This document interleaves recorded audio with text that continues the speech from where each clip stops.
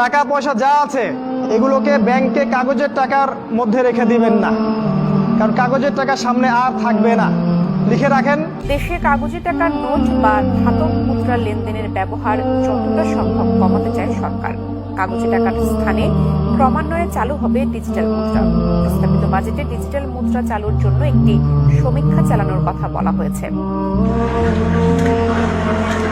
এমন যদি হয় একসময় কাগজে টাকার নোট আর কারো হাতে নেই, কেন্দ্রীয় ব্যাংক আর টাকা ছাপছে না, যা আছে ডিজিটাল মুদ্রা যাকে স্পর্শ করা যায় না, অনেকটা বিকাশ বা নগদের ডিজিটাল ওয়ালেটে থাকা ডিজিটাল মুদ্রার মতো। কৃষক, শ্রমিক, দিনমজুর সহ সকল শ্রেণীর মানুষ ডিজিটাল মুদ্রায় লেনদেন করছে।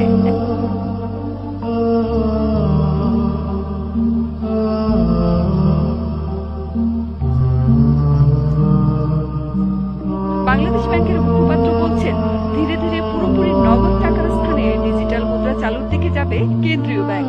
ফিজিক্যাল কারেন্সির পরিবর্তে তখন আমরা ওই সেন্ট্রাল ব্যাংক ডিজিটাল কারেন্সি দিয়ে, এই যে ক্যাশের যে টাকা এই ফর্মে না, ওটা ডিজিটাল একটা ফর্ম থাকবে।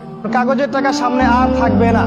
লিখে রাখেন, কয়েক বছর পরে দেখতে পারবেন সমস্ত টাকা হয়ে যাবে ইলেকট্রনিক। খালি পাঠাবেন ইলেকট্রনিক মানি, মানে আপনি টাকা ধরতেও পারবেন না, পকেটে রাখতেও পারবেন না, খালি জানবেন আমার অ্যাকাউন্টে এত টাকা আছে। এই পুরো ব্যাংকিং সিস্টেমটা পড়ে যাবে, থাকবে না। বিশ্বাস না হলে লিখে রাখতে পারেন, এই পুরো ব্যাংকিং সিস্টেম পড়ে যাবে, কাগজের টাকা থাকবে না। কি করবেন তাহলে? আপনি আপনার সম্পদটাকে সোনায় রূপান্তর করেন, কিছু সোনা করে রাখেন, জমায় রাখেন, রূপায় কনভার্ট করেন। এগুলোর দাম কখনো কমবে না। 100 বছর পরেও সোনার দামই থাকবে। তো 10 বছর পর আপনার 10 লাখ টাকার মান 10 লাখ টাকা থাকবে না, দাম পড়ে যাবে, আপনি সম্পত্তি হারাবেন। এইভাবে তারা সারা বিশ্বকে লুট করছে, এই কাগজের টাকা দিয়ে তারা সারা বিশ্বকে লুট করছে। এটা বুঝবেন না, পরে বুঝবেন।